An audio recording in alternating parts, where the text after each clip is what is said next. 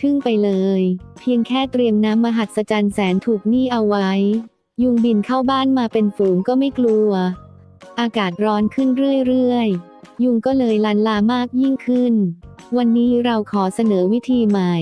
เพียงแค่ระยะเวลาสั้นๆ1 เดือนก็จะทำให้คุณไม่เห็นเงาของยุงในบ้านอีกต่อไปน้ำสบู่สามารถลดปริมาณยุงได้แค่ใส่ผงซักฟอกหรือสบู่ลงในน้ำแล้วคนให้เข้ากันเทน้ำที่ผสมใส่ภาชนะต่างๆแล้วเอาไปวางไว้ตามมุมต่างๆของบ้าน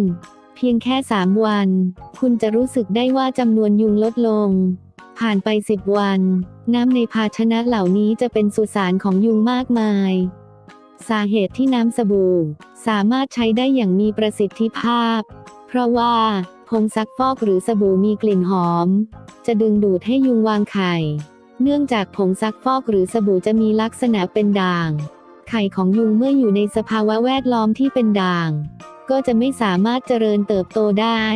เพราะงั้นจำนวนยุงก็จะค่อยๆลดน้อยลงอย่างแน่นอน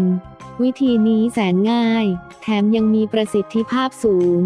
แต่ต้องระวังอย่าให้เด็กเล็กๆหรือสัตว์เลี้ยงไปกินเข้า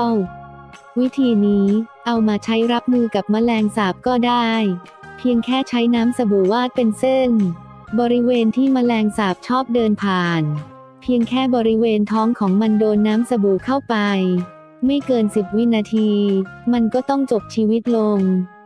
แถมอีก3 เคล็ดลับในการหนีห่างจากยุง 1. พยายามใส่เสื้อผ้าสีอ่อนๆยุงชอบไปเกาะตามเสื้อผ้าสีเข้ม 2. เปลี่ยนน้ำในภาชนะของพืชน้ำต่างๆที่คุณเลี้ยงไว้ในบ้านเป็นประจำ 3. กินกระเทียมก็ทำให้ยุงไม่อยากเข้าใกล้เพราะยุงไม่ชอบกลิ่นกระเทียมที่ออกมาจากผิวหนังมนุษย์นี่ถือเป็นวิธีที่เจ๋งมากวัสดุที่ใช้ทำบ้านไหนๆก็มีแถมยังราคาถูกมากอย่าลืมแชร์ให้เพื่อนๆอ่านนะจ๊ะแหล่งที่มาหน้าอ่าน .com อย่าลืมถ้าคุณชอบโปรดกดไลค์ถ้าคุณถูกใจโปรด Subscribe เพื่อเป็นกำลังใจให้แก่ทีมงานเทพเฮลท์ขอบคุณมากค่ะและขอให้คุณพระคุ้มครองทุกท่านให้ได้มีสุขภาพที่ดีทั่วหน้ากันทุกท่านตลอดไปเลยนะคะ